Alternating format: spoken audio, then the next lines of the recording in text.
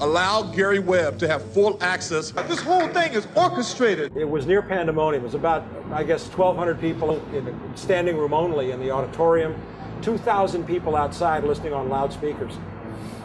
And it was very hard to keep control. I got called on finally, and I said to her very clearly, I was looking right at Deutsch. I am a former Los Angeles police narcotics detective, and I worked South Central Los Angeles, and I will tell you, Director Deutsch, and the agency has dealt drugs throughout this country for a long time. I was able to name operations. Director Deutsch, I will refer you to 3 specific agency operations known as Amadeus, Pegasus, and Watchtower. I have Watchtower documents heavily redacted by the agency. I was personally exposed to CIA operations and recruited by CIA personnel who attempted to recruit me in the late 70s to become involved in protecting agency drug operations in this country. He stumbled and stammered and wrung his hands. If you have information about CIA illegal activity in drugs, you should immediately bring that information to wherever you want, but let me suggest 3 places. The Los Angeles Police Department. And of course my response was, I started there 18 years ago, sir, and they tried to kill me. Now what do you want me to do? If this information turns up wrongdoing, we will bring the people to justice and make them accountable. The crowd started chanting, "We told you, we told you, we told you." And it was a great moment of unity. And it was a healing moment for me, because I'd been out alone for 18 years and didn't really know that kind of support was there for me either. The average person in South Central Los Angeles did not know anything about really how the CIA worked. They had an intuitive sense. You have a private network run by George Bush and Ollie North, not the CIA. You won't find the records in the CIA. They're not there. They're in these privatized intelligence agencies. Will you pursue that? Will you pursue Ollie North and George Bush and the massive documentation? All these gentlemen, like this gentleman here, the co-defendant of Ricky Ross. They needed the money to finance the war in Nicaragua. They had the link. We know that from records now that they sent Blandon, who was a CIA operative, CIA, to school for marketing the product, which we now know is cocaine. Me and Ricky Ross is waiting to get sentenced Tuesday. And she what a judge gonna say to us come Tuesday? May I just say that the question which was asked of us by the judge was Ricky Ross ever an agent or a contract employee?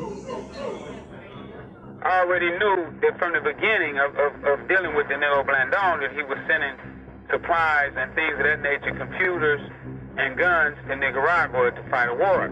Ricky had already served a 5.5-year sentence for dealing crack, but was now given a second 20-year sentence after being set up by his former partner Blandon, while Oliver North walked away as a hero, wealthy and free to try his hand at politics. Oliver North was being promoted by the Christian Coalition, and to them he was the last white hope that they were going to have for a right-wing Christian to run for U.S. Senate in Virginia.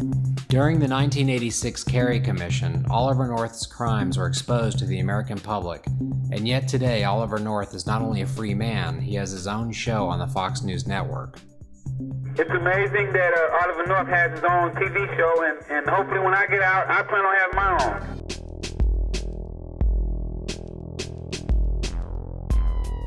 Talking to people in the ghetto, one dealer's name always came up when talking about crack's popularity. Freeway Ricky Ross became known as the Walmart of crack. Ricky's story has become as legendary as Tony Montana and Scarface, but with an even more bizarre twist. Ricky, who is currently serving time in the Texarkana Federal Prison, is scheduled for release in 2013. The prison denied me access with a camera, so I started interviewing Ricky over the prison payphone. You know, a lot of people don't know what it's like to come in the house and there's nothing to eat. You know, to go to a supermarket and walk through the store and eat out of the cookies and things of that nature just to have something to eat. Cocaine came along, you know, and gave me a new horizon, I would say. There's a new epidemic. Smokable cocaine, otherwise known as crack. I remember clearly one day in the late 80s, every single news network simultaneously running an identical news alert about the new, incredible, powerful, unbelievably cheap drug that was to sweep the nation. This is crack cocaine. Soon, every single black person living in the ghetto would sell his own mother for another hit of crack cocaine. It was like watching a strategically engineered ad campaign. Talk about perfect product placement. Did we mention it's cheap and strong and very addictive? Only $5 now, so stay away from it. Let there be no mistake. This stuff is poison. Crack cocaine epidemic. Crack cocaine epidemic. Former DEA agent Celerino Castillo not only fought in the international effort of the American drug war, he also had the rare opportunity of carrying a camera and recording some of the regrettable actions of the DEA and CIA while they supported President Reagan and Oliver North's Contra movement. George Bush Sr. came to Guatemala on January 13, 1986. And he approached me and asked me what I did there at the U.S. Embassy, what my job description was. And I told him I was a DEA agent working international narcotics investigations. And I told him, look, you know, we have gathered intelligence that the Contras are involved in drug trafficking down in El Salvador. And then he just smiled, shook my hand, and walked away from me. And it was then and there that I knew that my government knew that these atrocities were occurring. They were so concerned about giving the guns to Iran and all that stuff. The question should have been asked about all that cocaine flying back over here. In 1986, on American TV, we were all being fed a steady diet of, we're taking down the surrender flag that has flown over so many drug efforts. We're running up a battle flag. This scourge will stop. But regrettably, back in Central America and in the jungle, I remember down in Central America, we were refueling planes full of cocaine coming into the U.S., and it was a CIA operation being run by the White House. At the same time all of the cocaine from Nicaragua was flowing into the U.S., Freeway Ricky Ross was at his heyday. The average week would at least be $2 to $3 million, almost guaranteed. Some days we would have $2 and $3 million days. After Freeway Rick was arrested, an investigative journalist by the name of Gary Webb uncovered a link that connected him back to the Nicaraguan Contra movement. I read Dark Alliance. I got a copy personally from Gary Webb himself. And to read the book, it was fascinating for me. When Ricky Ross was introduced to Blandone, Blandone was in a position to create a pipeline of cocaine that he in turn gave to Ricky Ross on consignment. Which I like the sound of that, you know, because I was always trying to get to the top anyway. Suddenly, some major sources opened up for him. Danilo Blandone, Norwin Meneses, both of whom were tied to the CIA and the Contras, and Gary Webb did a masterful job of breaking those stories and proving with documents that that was the case. Whatever we were running in LA, the profit it was going to the Contra-Revolution. I started doing a little research on my own, and I read a little bit about Oliver North and the Contras, because I never knew what the Contras was before. There's ledgers of Oliver North and them actually transporting the cocaine to our country. There's film. Every piece of document that's possible. Talk about being in the wrong place at the wrong time. First-time dealer and former Crip Leroy Chico Brown was arrested with Rick. Chico walked into a DEA sting operation that was set up to capture and imprison Rick and trade for Rick's old partner, Danilo Blandone. How could this be possible? And then we reading through the documents, and then that's when Gary Webb started explaining it to us, and we was like, everything came together now. Freeway Ricky Ross is a street legend. He went from being a poor, illiterate, aspiring tennis star to one of the biggest drug dealers in Los Angeles history. After being part of an international drug ring and making up to $2 million a day, he's starting over from scratch and trying to build another empire, this time the legal way. 20 years of prison have turned this former kingpin into a fully literate activist who is trying to make a difference by keeping kids from following in his footsteps. Today, he sits down with RT to talk about his rise and fall and to discuss his connection to the CIA Contra controversy. Ricky Ross, thank you for joining us today. A lot of poor neighborhoods here in Los Angeles have suffered from gangs and drug abuse, and a lot of people blame you for that. Now, how do you think that you can help and rebuild these communities? Well, I think I'm the perfect one for this job that needs to be done because, I mean, if you haven't lived this life, it's like an experiment. You know, my life has been an experiment. And had I not been through this experiment, then I wouldn't know what happened. You know, most people don't know what happened in South Central. They don't know how you get started selling drugs. They don't know how you get out of selling drugs. They don't know how you can go from being illiterate at 28 years old to being as literate as I am now. You know, basically, I do law work. You know, like I said, I'm filing my paperwork today in my lawsuit. What do you think about the rapper Rick Ross taking on your persona? He's never sold drugs. He's never been involved with any type of crime. You know, he was a college boy, played football, from what I understand, and he was a prison guard. You know, and you know, to be a prison guard, your record has to be spotless. You know, so he's definitely created a fraud, and you know, he's perpetrating a lie. What role LA's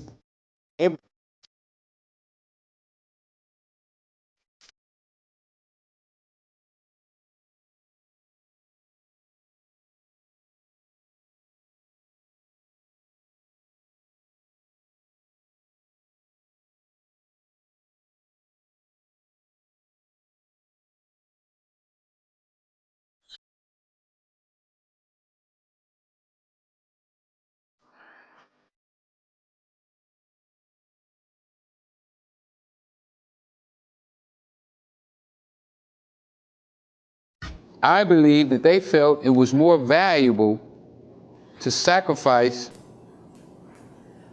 a particular sector of America and a race of people in America in order to save the whole country. So they let these guys open up pipelines. Danilo Blandon, Norman Nessis, and the rest of the crew that worked with the Nicaraguan connection. Because I knew about 10 or 15 different Nicaraguans that was all inside of this, you know, Contra organization that was selling drugs. So by them allowing these guys, or basically turning a blind eye, because I don't think the government necessarily gave them the drugs or whatnot, but in a sense they sanctioned it because they turned a blind eye. They knew that these guys were selling drugs, but they did absolutely nothing about it.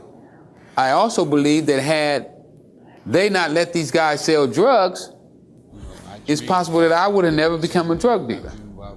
What does that say about our government when they're looking the other way while a deadly substance is coming into our communities for the sake of fighting a communist regime in Central America? Well, it says that our government will sacrifice its people to accomplish a goal. And this is not the first time that they've done that. We've known numerous times in our history where they have sacrificed, especially the black man. So we can say that no matter what neighborhood they brought these drugs into, it would have been a success because of its highly addictive nature. But they chose specifically a black neighborhood. And now you got to really think and understand something. First of all, one, Freeway Rick Ross, as he admitted himself, he was an illiterate man. He couldn't really write, he couldn't really read.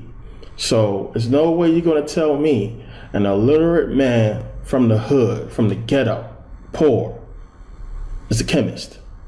So somebody had to teach this man how to cook rock. I don't care what nobody say. Even if he say himself, you're not gonna take some free dope and fuck it all up by trying to cook it in something you have no clue of, you know, what you're doing. So somebody had to teach this man how to do this.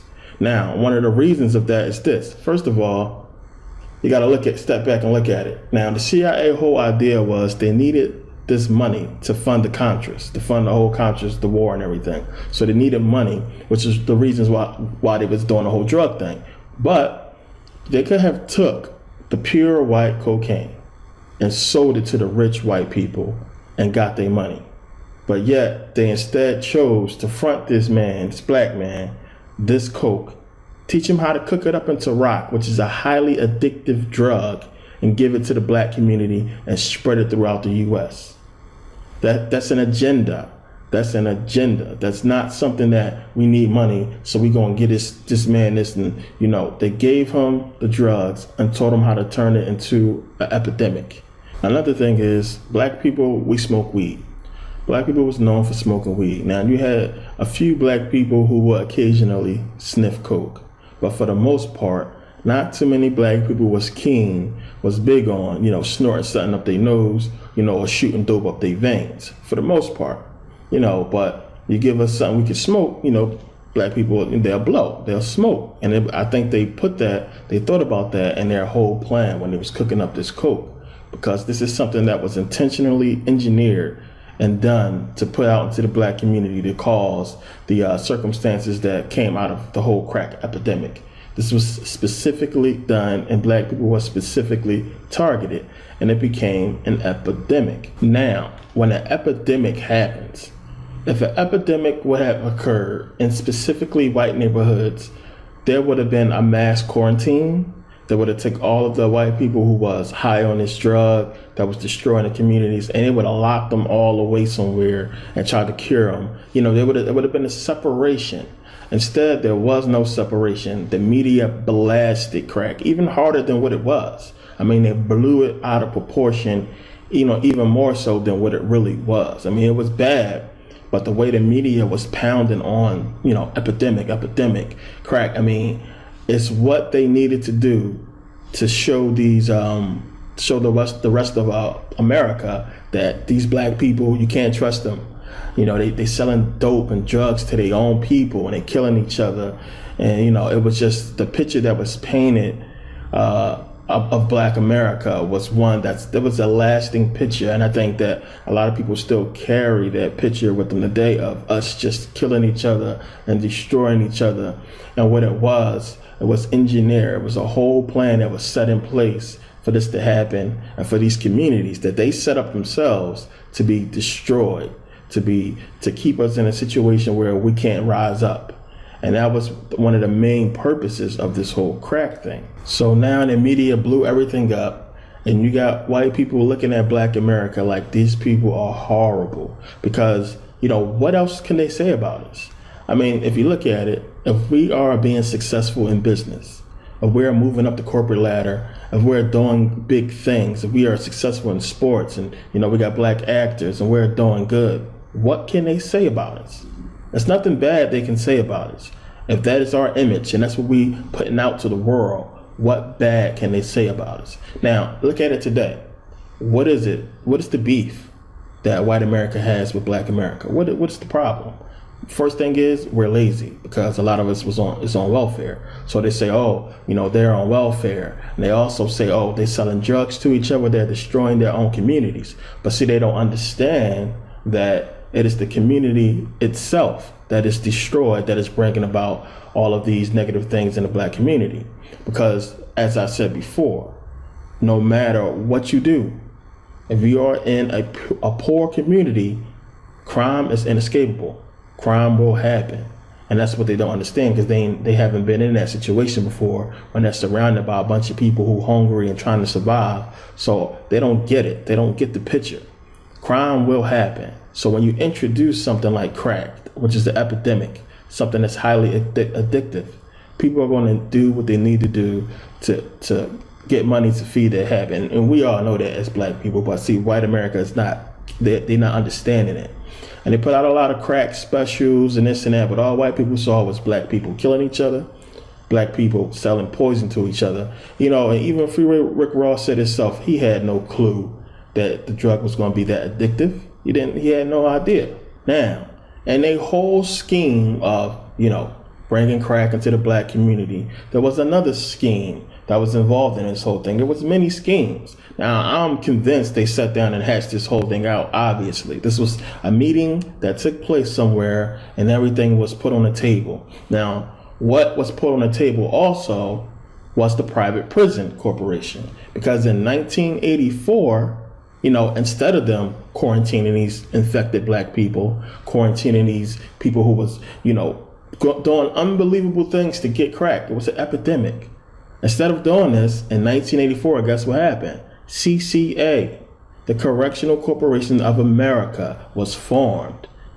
private prisons came up, started 1984 in America, CCA, one of the biggest private prisons in America. So obviously this was in their plan from jump. We're going to see if this drug takes shape, if it holds. If it does, we're going to blow it up, because we're going to make money off of these people who are infected. Instead of giving them treatment, we're going to put them in prison, let them detox there. We're going to take these drug dealers, some of them, and we're going to lock them up, and we're going to make money off the black community. So the Reagan administration, pushed hard the whole war on drugs, and the media blew the whole thing up. And this was to make the public really go hard on these drug dealers and throw them in jail. That's the thing you kept hearing. Not treat them, not help these people out. We are savages. Throw them in prison, giving the people what they want. So now they're throwing all these people in these private prisons, and CCA is making a killing. So 1984, whole CCA, whole private prison corporation thing comes about. 2 years later, legislation is passed for the whole 100-to-1 crack disparity thing. 1986, 100-to-1 crack disparity thing, which was one of the biggest injustices ever to occur in America. I mean, come on, that was crazy. So everybody knows how this thing goes. 5 grams of crack rock, gets you 5 years mandatory. No matter if you got a clean record, no ifs, ands, or buts, mandatory 5 years. But if they catch you with 500 grams of just regular powder cocaine, you get the same amount of time. 500. That's a lot of cocaine, but you get the same amount of time as somebody with just 5 grams.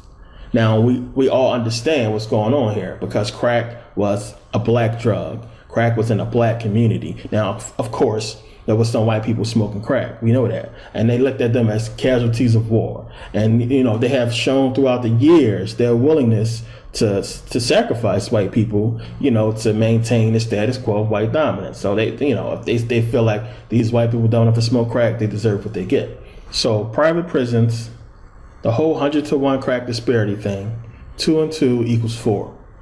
It doesn't take a genius to see that this whole thing was a setup. I mean, it's real obvious. It may not have been as obvious to people back then, but today when you look at it and when you examine it, you can see that this was a clear setup. So you had 1989 come about, George H.W. Bush, he becomes president, he takes the Oval Office, and then what does he do?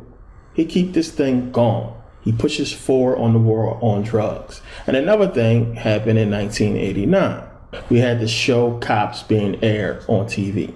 Now this was huge, because now, 1989, people we were seeing on the news, they were what did Bush do? He ordered more prisons to be built. Not more facilities to help these people out, not new programs to help these people out, but build more prisons. More prisons. Because the private prison corporation is huge. It's a multi-billion-dollar corporation. They make billions of dollars just by putting people in jail. Now, let's take a look at this. Look at this and see how this whole thing works. Take a look. Blowing up millions of jobs, homes, and businesses throughout the nation. Yet amid this ongoing economic Armageddon, one industry has remained recession-proof: private prisons. With more than 2.3 million people behind bars, the United States trumps China, Russia, and the rest of the world in both the number and percentage of people doing time. Where it falls short, though, is being capable of containing such a large population. It's a political dilemma turned cash cow for dozens of corporations, creaming profits off punishment.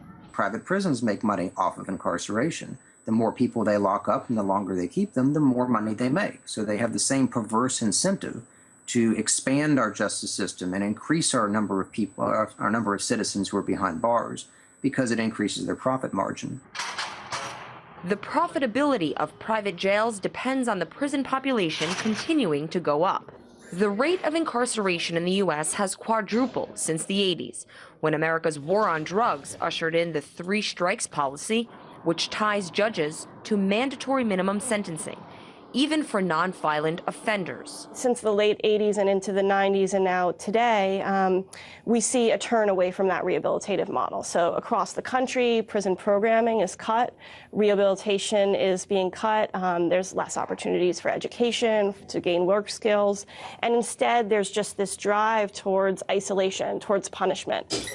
Private prison companies are paid between $45 and $130 a day per detainee. Rates for juveniles, women, and immigrants could be higher. While public prisons are accountable to the public, private ones answer only to shareholders and are not subject to external scrutiny. That means many private contractors face few consequences for the poor or even inhumane treatment of detainees. We just see, more and more isolation, sensory deprivation, prisoners who literally never interact with human beings. When guards would come into the facility, there would be a sign out front with their stock price to let them know how the company was doing. Corrections Corporation of America and GO Group are the two largest private prison companies, with combined revenues of $2.9 billion last year. But critics say they've been using that financial clout to line their own pockets even further, encouraging politicians to keep going with a heavy-handed sentencing program by launching an influential lobby campaign in the corridors of power. Lobbying in order to influence public officials is only a small part of the private prison industry's effort to achieve policy change. Others include campaign donations. So the companies make hundreds of thousands of dollars of donations to politicians nationwide, both on the federal and state levels. With most states and the federal government currently operating under record deficits and budget cuts, private prison companies are pitching their facilities as lower-cost alternatives. And while most Americans continue struggling during this economic downturn, mass incarceration may grow even more profitable. There's a problem in America with its criminal justice system when statistics show from the Department of Justice that black men who commit the same crimes as white men get sentenced to prison longer than white men do. But that's not a surprise to any of us. We've always known in this country that racism has been dealt to black men and black people and people of color in the criminal justice system. That's why so many of us protest against it and are angry with it, because only those who have the complexion for the protection get the benefit from the criminal justice system. You know what? Eric Holder should be in jail. And quite frankly, we'll take a couple of those black adults, those black men that you're complaining about, take one or two of them out. Let's put Eric Holder in jail, because there's a guy that deserves to be in prison. But how do you know? How do you know if a judge is racist or not? You know what, Quanell, if there is a problem, and I wouldn't disagree with you that it certainly seems as though black adults seem to be spending more time in prison than whites, we've heard that before, then why doesn't somebody do something about it? Eric Holder should be in prison. He's got Russell Simmons, Kim Kardashian, Lil Wayne. You know why nobody pays attention, Quanell? Because those people no one's going to listen to. They're entertainers. So now you see what this whole thing is about. What it's bringing about is money, revenue for these private prisons and for all of these companies that have money invested in these private prisons. You know, when you take a look at all of these companies who are invested in these private prisons, you take a step back and you like, well, wait a minute, man, you're supposed to be making computers, or you're supposed to be doing this, or you're supposed to be doing that. Why the hell are you investing in private prisons? Because, of course, as we know, microchips are being made in private prisons. Washers and dryers are being assembled in private prisons. 100% of all military equipment, uniforms, the boots, gloves, everything is made in private prisons.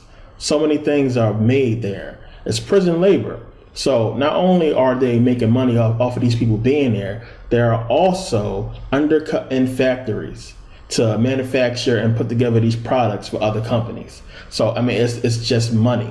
And as I was showing people in my prior video, the 13th Amendment actually backs this whole thing up. Now, the 13th Amendment says neither slavery nor involuntary servitude except where the party has been duly convicted shall be allowed or shall exist in the United States. So it's saying, unless you have been, if you've been convicted of a crime, you can go to jail and you can be a slave in jail. They can make you serve them involuntary in prison. This is in the 13th Amendment. You can go ahead and read it. So this whole thing is being backed up by the 13th Amendment. So now we got, this private system is going on, and it's destroying lives. It's destroying the black community, because now you got these people going to jail for life. Some of them went to jail 20 years and 30 years, and life's just over. It's no rehabilitation, nothing to really counsel these young drug dealers and say, hey, why you doing this? Because they all will tell you, man, we doing this because we got to survive. This is what it is. This is what we need to do.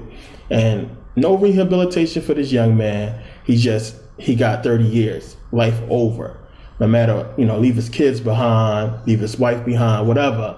It destroyed lives, and the effect, it's a ripple effect.